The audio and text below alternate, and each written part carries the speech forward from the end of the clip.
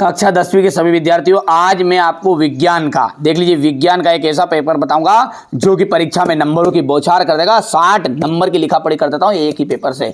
चलिए तो देर किस बात की, फटाफट से शुरू करते हैं।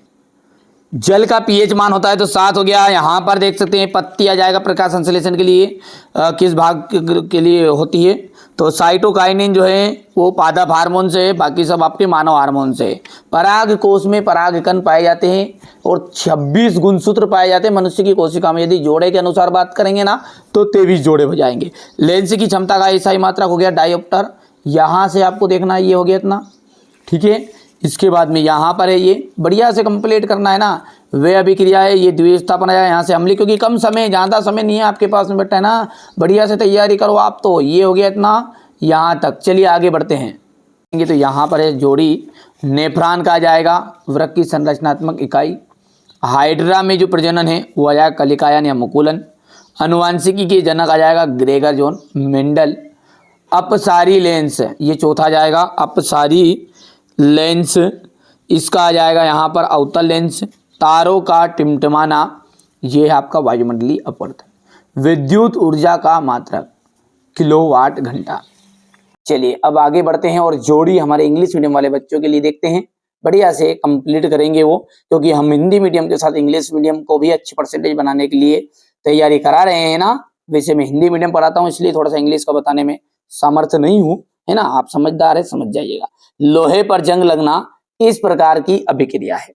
लोहे पर जो जंग लगती है वो आपकी संचारण है, जिसे हम जंग कहते हैं ना, जंग लगना कहते हैं। उष्मा की दो सुचालक धातुओं के नाम बताइए। एक तो आपकी सिल्वर और कॉपर, ये दो ऐसी धातु है जो उष्मा की विद्युत सुचालक धातु है। अग्नाशय में किस हार्मोन्स का स्त्रावन होता है?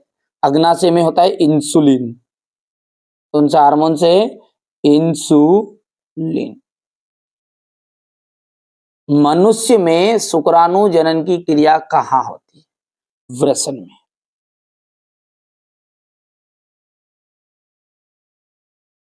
दर्पण फॉर्मूला बताइए, यानी कि दर्पण सूत्र आपको बताना है, ठीक है भैया। तो दर्पण का जो फॉर्मूला होता है ना वो होता है 1/f equal 1/v plus 1/u। देखिए दर्पण में ये रहता है और ऋण जो रहता है ना यहाँ पर v के बाद में ऋण, तो ये आपका लेंस में रहता है ना। चलिए अब आगे बढ़ते हैं। और श्वेत प्रकाश के वर्ण विक्षेपण में किस रंग के प्रकाश का विचलन सर्वाधिक होता है? बैंगनी रंग का। कौन से रंग का? बैंगनी। हो गया। चलिए ये क्वेश्चन नंबर आपका 4 देख लीजिए, यहां से बढ़िया से कंप्लीट करिएगा, है ना। मैंने बार बार बोल रहा हूं आपको अच्छे से तैयारी करो। जो बच्चा अच्छी मेहनत करेगा ना उसकी सफलता रंग लाएगी। मनुष्य जो है एक मांसाहारी जीव है। मनुष्य एक मांसाहारी जीव है, तो ये बात आपकी सत्य है या असत्य है? तो मनुष्य जो है ना वो आपका सर्वाहारी जीव है। कौन सा है? सर्वाहारी। भगत भी मिलेंगे तो कुछ उस भी मिलेंगे, तो इसलिए ये आपका असत्य रहेगा, क्योंकि ब्रैकेट में लिख देंगे सर्वाहारी। ये तो मैं आपको बता रहा हूँ ना, आपको सत्य सत्य बता। विभवांतर का जो मात्रक है वो वोल्ट है, बिल्कुल राइट बात है आपकी। विद्युत एक स्थायी चुंबक है। विद्युत जो है वो आपकी एक स्थायी चुंबक है, नहीं। विद्युत चुंबक अस्थायी चुंबक होगी, इसलिए ये बात आपकी गलत हो गई, असत्य। सोडियम एक अतिक्रियाशील धातु है, बिल्कुल सत्य बात है। कूलाम विद्युत आवेश का मात्रक है। कूलाम जो है वो विद्युत आवेश का मात्रक है, तो ये आपका सत्य रहेगा। सल्फ्यूरिक अम्ल का तनुकरण उष्माशोषी अभिक्रिया है। कि इसका सल्फ्यूरिक अम्ल का जो तनुकरण है वो आपका उष्माक्षेपी अभिक्रिया है ना, तो इसलिए ये बात भी आपकी क्या हो जाएगी? असत्य हो जाएगी। हो गया। ये आपका क्वेश्चन नंबर 5 देख लीजिए ध्यान से। यहां से विस्थापन अभिक्रियाएं किन्हें कहते हैं? उदाहरण सहित बताइए। निम्नलिखित पदों का वर्णन कीजिए, प्रत्येक का एक एक उदाहरण देना है। संचारण और विकृत गंधेता। उभयधर्मी ऑक्साइड क्या होते हैं? दो उभयधर्मी ऑक्साइडों के नाम उदाहरण से समझाइएगा। अयस्क और गेंग को परिभाषा देनी है, यहाँ से आप देख सकते हैं। ठीक है भैया। चलिए इसके बाद में ये यहाँ से एल्केन, एल्किन और एल्काइन से आप क्या समझते हैं, साबुनीकरण अभिक्रिया से आप क्या समझते हैं, स्वयं पोषी पोषण और विषम पोषी पोषण में क्या अंतर है, हमारे अमाशय में अम्ल की क्या भूमिका है, परागन क्या है, ठीक है, गर्भ निरोधक युक्तियां अपनाने के क्या कारण हो सकते हैं, मेंडल के प्रभाविता के नियम को लिखिएगा, मानव के बच्चे का लिंग निर्धारण कैसे होता है, लेंस की क्षमता से आप क्या समझते हैं, इसका मात्रक, उत्तल दर्पण।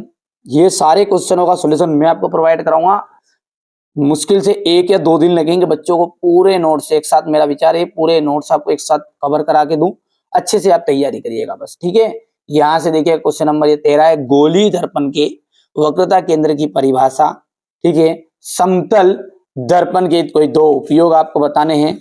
इसके बाद में यहाँ से आप देखिएगा आगे, विभवांतर किसे कहते हैं, इसका मात्रक, विद्युत धारा का उसमें प्रभाव से आप क्या समझते हैं, परिनालिका किसे कहते हैं, चुंबक के निकट लाने पर दिक सूचक की जो सुई है वो विक्षेपित क्यों हो जाती है।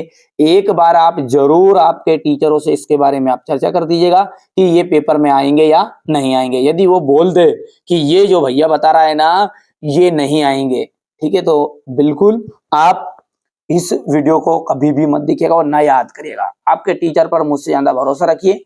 पर लेकिन ये देख लीजिएगा कुछ हमारे रिजल्ट है, ये गए साल का 10th क्लास का है 96.75। यदि आप इस लिस्ट में आना चाह रहे हैं तो मैं आपको 6 पेपर प्रोवाइड कराऊंगा, शुरुआत में ही कहा है।